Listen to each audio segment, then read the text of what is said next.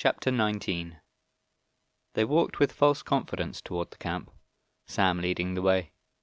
At Sam's urging, it was a simple plan. The first step was to walk into the camp.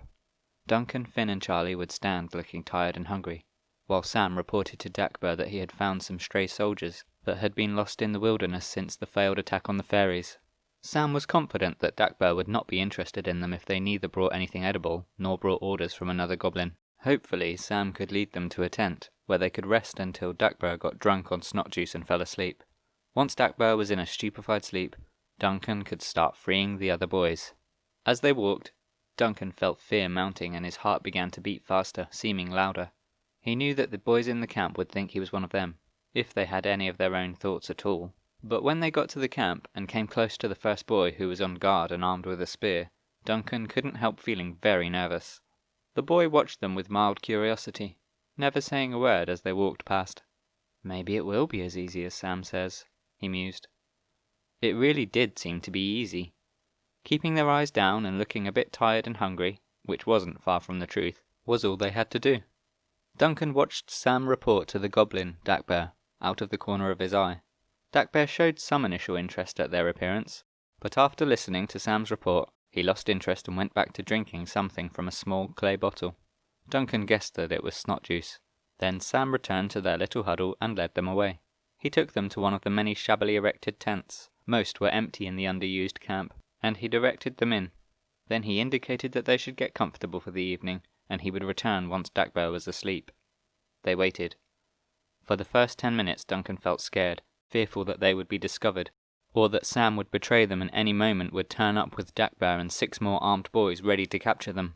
He feared that they would take his ring and put fresh spells on them to return them to their magic-enforced slavery. They seemed foolish fears, for Duncan was sure he had freed Sam from the magic, and he was also sure that Sam was joyful to be free and wanted to help his comrades. However, being crammed in a tent in the middle of an enemy camp kept those fears returning, but the camp remained calm. The 3 boys in the tent kept quiet, barely talking out of fear of their plan being discovered. Eventually, over an hour later, Sam returned. "Ready?" he asked. "Dakbar is asleep. The boys are sat around the fire. It's the only part of the day that we get to relax and be ourselves for a bit. If you're ready, I'll tell them that Dakbar has ordered that they come here, to the tent, one by one, and lay down perfectly still. Since they think I can't lie, they will have to believe that the order really came from Dakbar, so they will have to obey." "Okay, I think I'm ready. I'm still not sure how long it will take to free each boy," Duncan said. Sam shrugged. "As long as all 6 are free before Dakbar wakes in the morning." "What are we going to do with Dakbar?" asked Finn. Sam shrugged again. "Once all the boys are free of magic, Dakbar has no power. He'll just be a tiny goblin with an annoying voice. We can do anything we want with him." Again, it all sounded a little too simple, but simple seemed to be working for them so far. Sam ducked out of the tent. He was back less than a minute later with one of the 6 boys following him. The boy entered the tent and immediately lay on the floor without a word. Sam indicated that Duncan should begin using the ring. He knelt beside the boy and gripped his wrist so that the ring he wore on his finger also touched the boy. He began to concentrate, as he had with Sam just a few hours earlier. The wall formed in his mind faster than ever, and the cracks were immediately obvious. He wasted no time. He quickly formed a hammer with his mind, smashing at the bricks. Before he knew it, the prison around the boys collapsed and he was free of the magic. The boy sat bolt upright, eyes wide. He stared at Duncan in wonder, with an unspoken question hanging between them. "You are free," Duncan told him solemnly. The boy began to cry. There was no noise, no sobbing, just a stream of tears running down his face. Tears of joy. There was a huge grin on Sam's face, and with fresh excitement at seeing his friend freed, he jumped up eagerly to his feet and informed them that he would be back in a moment with another boy. Soon another boy was laid in front of Duncan, and just a couple of minutes later he too was freed from the magic. But in contrast to the first boy, who still sat silently with tears in his eyes, even as Duncan whispered those words, "You're free," the second boy leapt to his feet and began yelling, "I'm free! I knew this day would come. I'm going to destroy all the goblins, especially Palkar, but I'll start with that useless little Dakbar." Sam was instantly there, trying to calm him. Wait, you have to wait. We've got to free all of the boys first, before we do anything else. Just wait. It won't take long." This is Duncan and his friends. They've come to free us, and with their help, we're going to free all of the boys in this world, then force the goblins to send us home. But you've got to follow the plan. Just keep quiet, just for an hour or two, then we'll celebrate and plan our revenge. Sam told him. That final word, revenge, seemed to grab the boy's attention and satisfy him. He became quieter, but not silent, still agitated and keen for things to progress. Sam recognized it and quickly went to collect the next boy. They came, and the process began again. Soon, another freed boy was sitting up. This one was somewhere in between the previous two. He wasn't manic, nor silent. He asked questions at first. What has happened? How has it happened? What was to come next? As he came to comprehend that his longed-for freedom had been delivered, he became more energetic, and that set off the second boy again. The two were then jumping around the tent, singing some song that Duncan had never heard before. Even the first boy broke his silence at last and began humming along to the song. Duncan spoke of his fears that the noise would wake Dakbear, but Sam seemed sure that the goblin's snot juice-induced sleep wouldn't be broken, although Sam still did his best to hush the singing before leaving to get a fourth boy. By the time Duncan set about freeing the fourth boy, he knew exactly what he was doing. It seemed easy now, and he couldn't really remember why this had seemed so difficult at first. The boy had barely finished laying down before Duncan had shattered the magical prison that held him. This boy, boy 4, began more like the first. He stared up at Duncan, not moving. When Duncan whispered his ritualistic words, "You're free," things changed. The boy still didn't speak, but nor did he cry. Instead, he launched himself to his feet and sprinted from the tent. Duncan stared after him, stunned. They all did. Maybe this is not the best way to do this, he questioned their chosen method. Then he heard boy 4 shouting about his freedom as he ran through the camp. Sam was quickly out of the tent, dashing after the boy. Finn followed at a run, so Duncan got up and followed as quickly as he could. He heard Charlie and the boys 1, 2 and 3 following behind. They ran through the camp, following the noisy boy 4's shouting. They soon came to the fire. The two boys that were still under the magical control of the goblins sat there.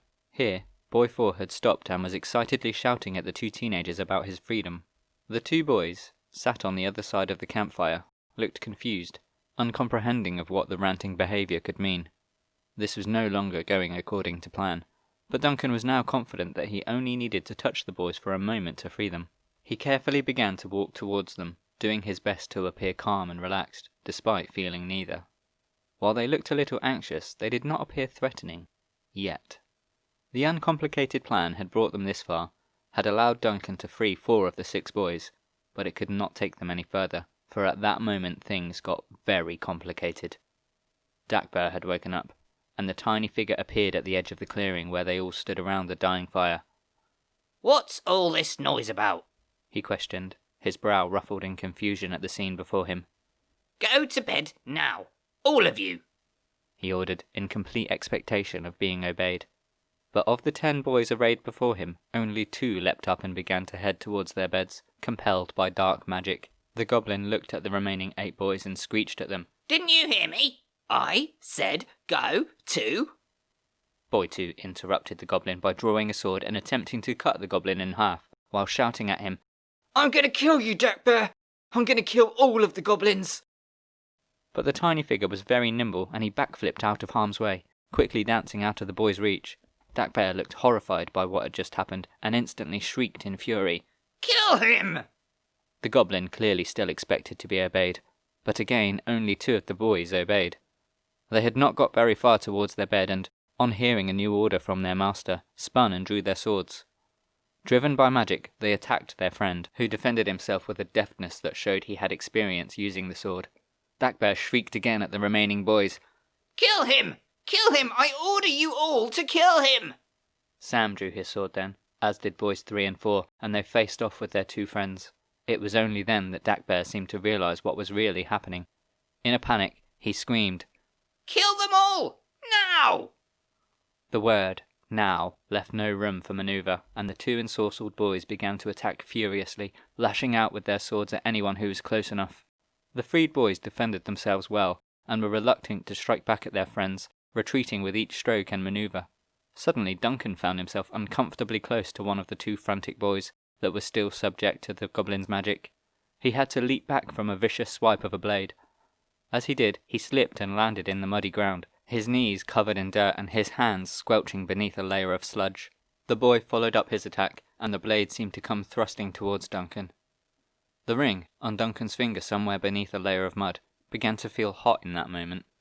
Duncan felt a chaotic rush of energy flow through him, through the ring and into the mud. Earth threw itself into the air from beneath the feet of the boy attacking Duncan, launching a shower of rock. The boy was thrown more than his own height into the air. He landed with a thud before being pelted with a cloud of stones that hurtled down on all of them. Dagbear now looked very fearful. His scratchy voice squealed to new heights as he shouted his last order to the single boy that still responded to him. Kill the boy in the mud! Kill that boy! As his tiny, spindly finger pointed at Duncan. The boy rushed to obey the order, dashing towards Duncan. The other boys all watched in stunned silence, baffled by the earth that had risen up to protect Duncan.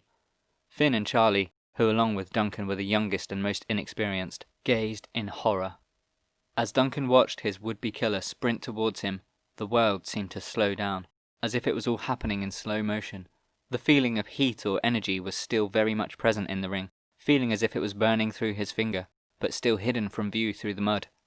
As Duncan looked at the ground where his attacker was running, each step seemed like a slow beat on a drum. Boom, boom, boom, the strides brought him closer. But on the boy's next step, there was no boom. There was no ground. As that mystical energy continued to flow through Duncan, a crack had appeared in the ground before him. That crack had grown instantly to become a small chasm that was rapidly moving away from Duncan. It had opened up in the ground where the boy had been running, and it had swallowed the boy whole. One moment the boy had been running, the next he had been falling into a huge crack in the earth. That crack did not stop with that large meal though. It seemed to want a dessert, as the small but growing chasm continued to grow in length, moving quickly away from Duncan, towards Dagbear. The goblin recognized it and began to run. However quick the goblin could move, running and jumping, he was no match for this. Very quickly the ground beneath the goblin's feet disintegrated, and the goblin was swallowed into the earth with a tiny scream. Only then did the earth stop rumbling and the crack stop growing, and instead began to seal itself. Duncan suddenly felt exhausted and collapsed into the mud.